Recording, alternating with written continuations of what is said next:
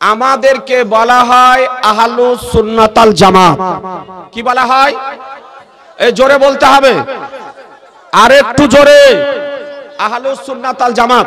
আহলুস সুন্নাত আল জামাতের সংক্ষিপ্ত শব্দ হলো সুন্নি মুসলমান। কি মুসলমান?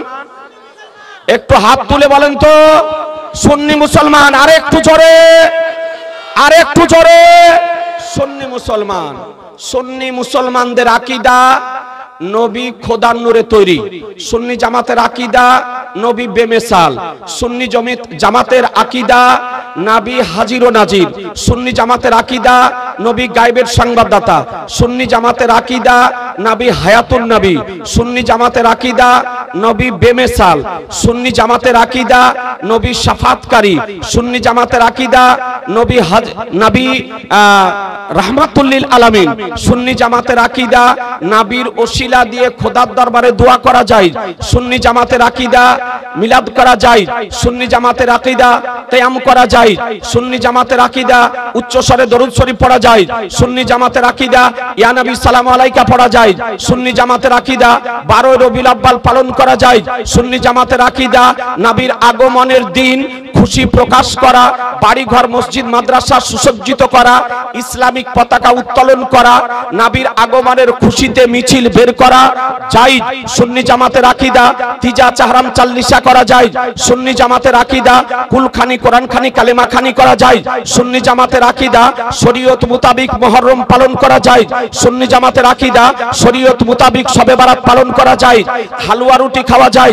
সুন্নি জামাতের আকীদা শবে মেরাজ পালন করা যায়। সুন্নি জামাতের আকীদা আল্লাহর ওলিদের নিকটে মুরিদ হওয়া যায়। সুন্নি জামাতের আকীদা আল্লাহর ওলিদের উরুস শরীফ পালন করা যায়। সুন্নি জামাতের আকীদা আল্লাহর ওলিদের মাজার শরীফে চাদর দেওয়া, ফুল দেওয়া যায়। সুন্নি জামাতের আকীদা যা আজকে পীর ওলি আউলিয়া বুজুর্গানে দিনদের ওসিলা দিয়ে দোয়া করা যায়। সুন্নি জামাতের আকীদা নবীর রওজা শরীফ জিয়ারতের নিয়ত করে বাড়ি থেকে সফর করা যায়। সুন্নি জামাতের আকীদা দাঁড়িয়ে সালাম পড়া যায়। সুন্নি জামাতের আকীদা নবীর নাম শুনে চোখে চুমা দেওয়া যায়।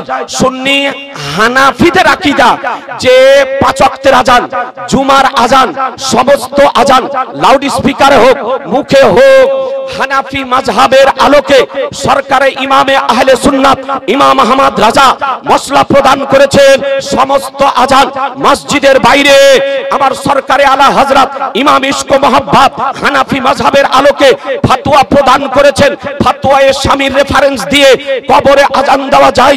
সুন্নি জামাতের আজকে আকীদার উপরে দাঁড়িয়ে সরকারে আলা হযরত ইমাম আহমদ রাজা ফতোয়া দিয়েছেন আজানের পর আজকে জামাতের পূর্বে সালাত দেওয়া যায়। সুন্নি জামাতের আজকে আকীদা হানাফি মাযহাবের আজকে মসলা সরকারে ইমাম আহমদ রাজা প্রদান করেছেন গরু ছাগল ভুড়ি খাওয়া মাকরু তাহরিমি। সুন্নি জামাতের পক্ষ থেকে হানাফি মাযহাবের উপরে দাঁড়িয়ে তিনি আকাবিরে আহনাফির রেফারেন্স সহকারে মসলা প্রদান করেছেন। বর্তমান সময় ফিতনার কারণে সমস্ত মহিলাদের বুড়ি হোক, বৃদ্ধা হোক, যুবতী হোক, জওয়ান হোক, তাদের জন্য কবর জিয়ারত করতে যাওয়া নিষেধ। এ বেরাদারান ইসলাম সুন্নি জামাতের আকীদা হাত তুলে দোয়া করা জায়েজ, মুনাজাত করা যায়। আজকে জানাজার পরে দোয়া করা যায়, মাটি দেওয়ার পরে দোয়া করা যায়, আজানের পরে দোয়া করা যায়। এই সমস্ত আকীদা এবং কর্মসমূহের উপরে আমাদেরকে পাহাড়ের মতন স্থির থাকতে হবে। বলুন ইনশাআল্লাহ, জোরে বলুন ইনশাআল্লাহ। আজি জানে মোহতারাম, আর যত রকমের দেওবন্দি, তাবলিগি, জামাতি, কাদিয়ানি, ওয়াহাবি, নাচরানি, শিয়া, খারাজি, ফারাজি, গায়র মুকাল্লিদ নাম ধরে আহলে হাদিস যে সমস্ত ভ্রান্ত মতবাদ আজকে আত্মপ্রকাশ করেছে, এ সমস্ত দল থেকে নিজেরা বাঁচুন, ঈমানকে রক্ষা করুন, দেশকে বাঁচান, সমাজকে বাঁচান, এলাকাকে বাঁচান, গ্রামকে বাঁচান, মসজিদকে বাঁচান, মাদ্রাসাকে বাঁচান, দেশকে বাঁচান। তাদের কাছ থেকে নিজেরা দূরে থাকুন, নিজেদের কাছ থেকে তাদেরকে দূরে রাখুন। বলুন ইনশাআল্লাহ, জোরে বলুন ইনশাআল্লাহ। আমাদের দেশে এক শ্রেণীর বক্তা আছে, ও বলে লিল্লাহি তাকবীর, নারায়ে তাকবীর। নারায়ে রিসালাত বলে না, এ দেখেছেন না? নারায়ে তাকবীর, কিন্তু নারায়ে রিসালাত বলে না। ওর জ্বলন যে কেন বুঝতে পারি না। নবীর নামে এত জ্বলন কেন?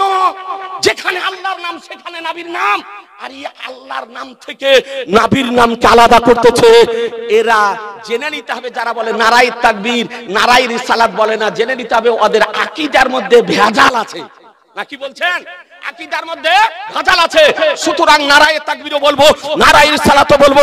নারায়ে তাকবীর, নারায়ে রিসালাত, মাসলাকে আলা হযরত, তাসনিফাতে আলা হযরত, ইরশাদাতে আলা হযরত, খানদানে আলা হযরত।